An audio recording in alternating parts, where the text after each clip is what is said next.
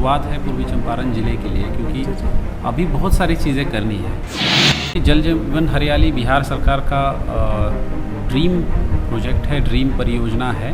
इसमें 11 विभाग जो है सम्मिलित होते हैं। जल जीवन हरियाली के माध्यम से, पोर्टल के माध्यम से हम लोग कर रहे थे और उसी का नतीजा है कि प्रयास भी जो है थोड़ा सा सक्सेसफुल भी रहा है। ज़िले को किस तरीक़ा से विकसित करने के लिए अभी तक आपने क्या कोई और भी प्लान बनाया है जो और भी ज़िला को गौरवान्वित महसूस हो? मोती झील एक बहुत महत्वपूर्ण अंग है जो कहीं ना कहीं जो है स्लो चल रहा है, अपेक्षाकृत स्लो चल रहा है। एसडीओ साहब और डीएसपी साहब को डायरेक्शंस हमने दे दिया है कि जो बचे हुए अतिक्रमण है उसको भी हमको हटाना है।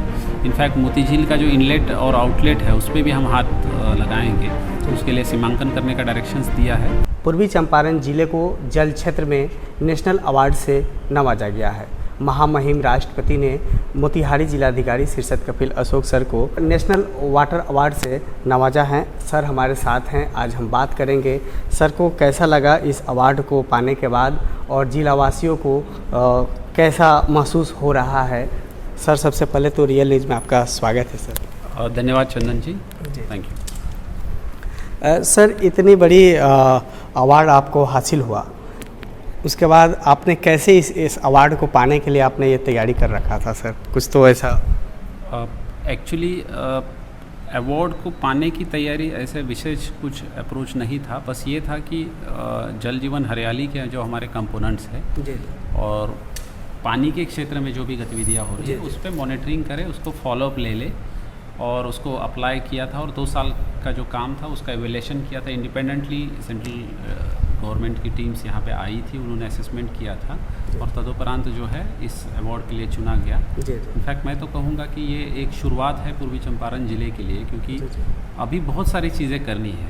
मतलब जो वाटर अवार्ड है ज़िले को जो मिला है, जो एग्जिस्टिंग काम है हमारे उसके लिए मिला है, लेकिन एग्जिस्टिंग काम बहुत सारे ऑन गोइंग भी हैं जो हमको पूर्ण करने हैं। कई सारे जो प्रोजेक्ट्स हैं वो थोड़ा सा डिले भी चल रहा है, उसको हम जल्द से जल्द पूर्ण भी करेंगे। सर इसका जो रूपरेखा है जो जल जीवन हरियाली के तहत आपने जो तैयार किया था, कब से इसमें कितना समय लगा आपको इसको पूरा करने में? एक्चुअली जल जीवन हरियाली बिहार सरकार का ड्रीम प्रोजेक्ट है, ड्रीम परियोजना है। इसमें 11 विभाग जो है सम्मिलित होते हैं और ये 11 विभागों के जो पदाधिकारी हैं अपना अलग अलग जो है तैयारी योजनाएं करते हैं। उदाहरण के तौर पे अगर बताऊंगा तो अतिक्रमण हटाना है, उसके बाद जो है नए पोखर का निर्माण करना है, आहर पाइन का भी जीर्णोद्धार है, इसके अलावा रूप वाटर हार्वेस्टिंग है, ट्री प्लांटेशन है, एम्प्लॉयमेंट है मनरेगा के थ्रू भी देना है हमको। इसके बाद सोख्ता का निर्माण है, कुओं का जीर्णोद्धार है, इंटरलिंकिंग ऑफ रिवर्स है, बहुत सारे आयाम है इसमें। तो तैयारी जल जीवन हरियाली के माध्यम से, पोर्टल के माध्यम से हम लोग कर रहे थे और उसी का नतीजा है कि प्रयास भी जो है थोड़ा सा सक्सेसफुल भी रहा है। अभी सर ज़िले को किस तरीक़ा से विकसित करने के लिए अभी तक आपने क्या कोई और भी प्लान बनाया है जो और भी ज़िला को गौरवान्वित महसूस हो, लोगों को, यहाँ के ज़िले को? निश्चित प्लान्स बनाए हैं और आगे आने वाले समय में भी बनाएंगे। इसमें एक तो है कि खेल के क्षेत्र में जो है हर पंचायत में एक ग्राउंड जो है मनरेगा के थ्रू और 15 फाइनेंस कमीशन का अनटाइड फंड आता है, हर पंचायत को आता है और पंचायत समिति को आता है। उसमें 2 नंबर का जो कैटेगरी है उसमें खेल के विकास के लिए भी जो है पंचायत और पंचायत समिति काम कर सकती है। तो ये एक दिमाग में है, क्योंकि खेल हमको सिर्फ मेडल लेने के लिए नहीं खेलना है, तो उसको जो है एक जीवन का अंग बनाने के लिए, उत्तम स्वास्थ्य के लिए, जैसे कोरोना में भी हम लोगों को पता चला, तो ये उद्देश्य है। तो ये एक योजना है। दूसरा है कि जो ऐसे लोग जो रोड पे रह रहे हैं, जो भिक्षुक है, उन लोगों के लिए भी जो है स्माइल योजना है। इसके अलावा भी जो है सुप्रीम कोर्ट के डायरेक्शन के आलोक में भी जो है उनका पुनर्वसन करना है अच्छी तरीके से, वो भी एक प्रायोरिटी एरिया में है। गार्डियन ट्रीज़ है जिसमें 6500 ट्रीज़ को जियो टैग किया गया है। लगभग आज का फिगर है कि 5000 के करीब जो है लोगों ने उसको ओन किया है। मतलब मैं इसकी सुरक्षा करूंगा, मैं इस पे ध्यान रखूंगा अगर कोई इस पेड़ को ये हो जाए। तो ये जो पुराने पेड़ है ये अपने आप में बायोस्फीयर रिजर्व्स है।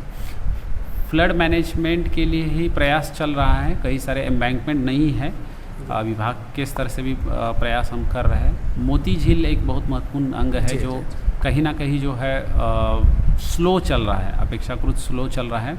वर्क अवार्ड हो गया बुड़कों के माध्यम से, उसका सौंदर्यीकरण भी करना था हमको। रोइंग क्लब में जो है सामान भी आया है नाव वगैरह के लिए, लेकिन कहीं ना कहीं वाटर जलकुंभी वगैरह ये इश्यूज़ आ रहे हैं। प्रोक्योरमेंट जो है अप्रैल में करने की बात हो रही है। जो मोती झील के किनारे का इंक्रोचमेंट है हटाया गया है, उसका टेंडर हो चुका है, लेकिन पथ निर्माण विभाग से अभी वो सक्सेसफुल नहीं हुआ है। कार्य आगे बढ़ रहा है, लेकिन जो गति है उसको और आगे द्रुत गति से करना, ये थोड़ी सी प्रायोरिटीज़ है।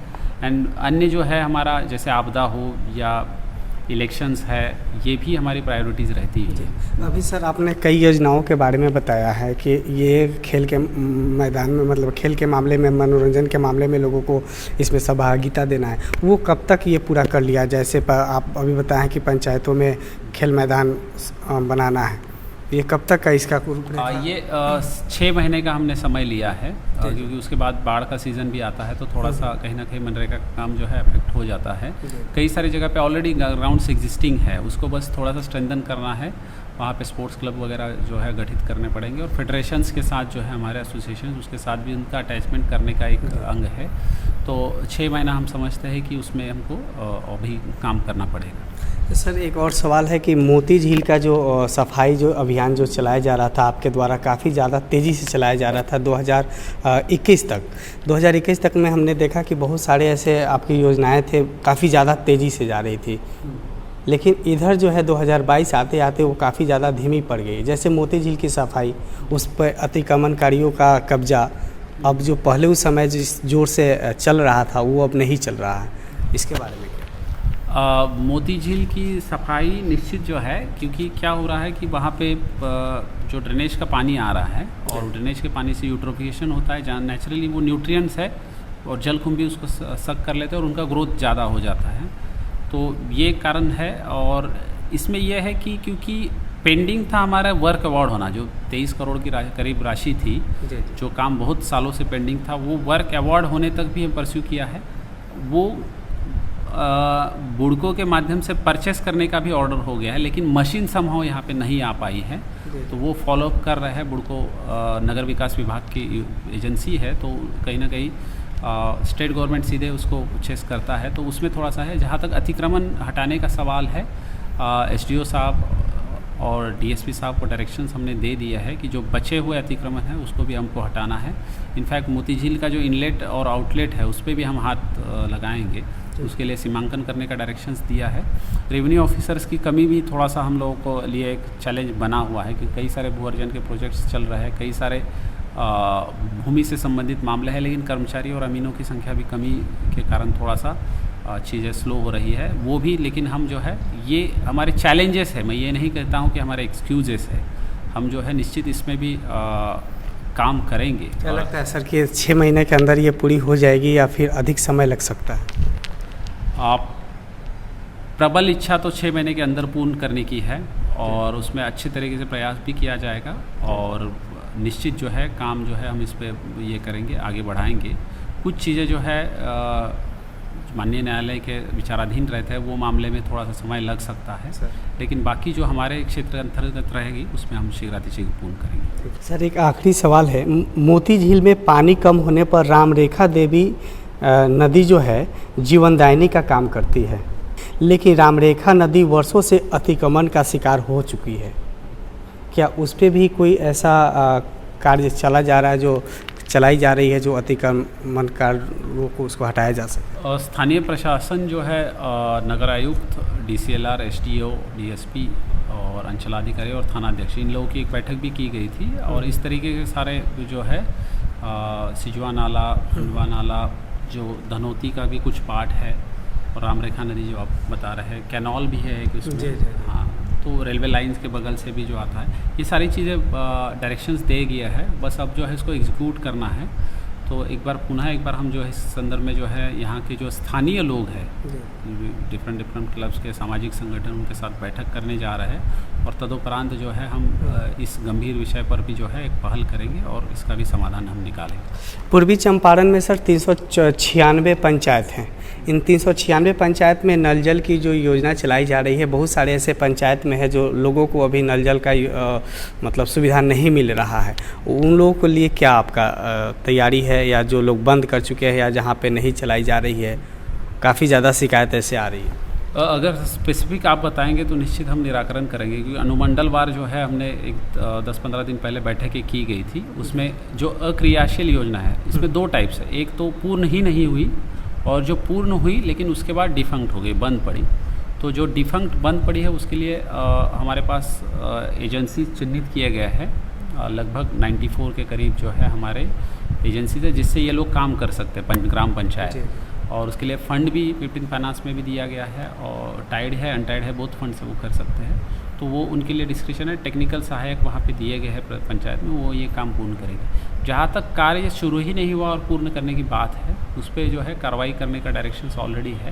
लेकिन अगर स्पेसिफिक हमको पता चलेगा कि ये योजना में नहीं मिला है तो निश्चित हम उसमें ये करेंगे। जैसे सर घोड़ासान में कुछ ऐसे पंचायत हैं जहाँ पे हम कुछ चिन्हित किए हैं, वहाँ के लोगों का मानना है कि वहाँ पे इसकी सुविधा लोगों को नहीं मिल रही है। नहीं, हम उनको अगर आप पंचायत कौन से है बताएंगे और वार्ड बताएंगे, क्योंकि एक पंचायत में कई सारे वार्ड में योजना है, तो निश्चित हम जो है इसका निराकरण करेंगे। Thank you sir. आपको बता दें कि जिला पदाधिकारी श्री रमेश अभिषेक के कार्यकाल 1990 से लेकर के 1992 में जिला पूर्वी चंपारण का एक प्रखंड तुर्कौलिया को पूर्ण साक्षर घोषित किया गया था। इसके बाद श्री एस शिव कुमार के समय 2002 से 2004 में जिले में पूर्ण साक्षरता अभियान चलाया गया और जिला पूर्वी चंपारण को संपूर्ण साक्षरता का अवार्ड प्राप्त हुआ था। इसके बाद संपूर्ण स्वच्छता का पुरस्कार ODF श्री रमन कुमार जिला पदाधिकारी के समय काल 2017 से 2020 में जिला पूर्वी चंपारण को प्राप्त हुआ था। वर्तमान जिला पदाधिकारी श्री शीर्षद कपिल अशोक को महामहिम राष्ट्रपति के कर कमलों से जलाशयों के अतिक्रमण मुक्त करने एवं मोती झील के उद्धार के लिए प्रशस्ति पत्र देकर सम्मानित किया गया है। बिहार का पूर्वी चंपारण जिला अक्सर बाढ़ या सूखे की चपेट में रहता है, लेकिन कोरोना काल में जब सरकार पर मनरेगा के तहत रोजगार के अवसर पैदा करने का दबाव बढ़ा, तो बिहार सरकार के जल जीवन हरियाली मिशन के तहत प्रसिद्ध मोती झील और धनौटी नदी के 80 किलोमीटर लंबे किनारों का पुनरुद्धार किया गया। प्रत्येक गांव में एक तालाब योजना के तहत 315 तालाबों का कायाकल्प किया गया। जिले में 600 से ज्यादा तालाब अतिक्रमण मुक्त और गहरे किए गए और तकरीबन 500 स्कूलों, अस्पतालों और सरकारी भवनों को रेन वाटर हार्वेस्टिंग से जोड़ा गया। इससे जिले के भूजल स्तर में 3 फीट का सुधार हुआ। पूर्वी चंपारण जिले को ईस्ट जोन में बेस्ट डिस्ट्रिक्ट कैटेगरी का प्रथम पुरस्कार दिया जाता है।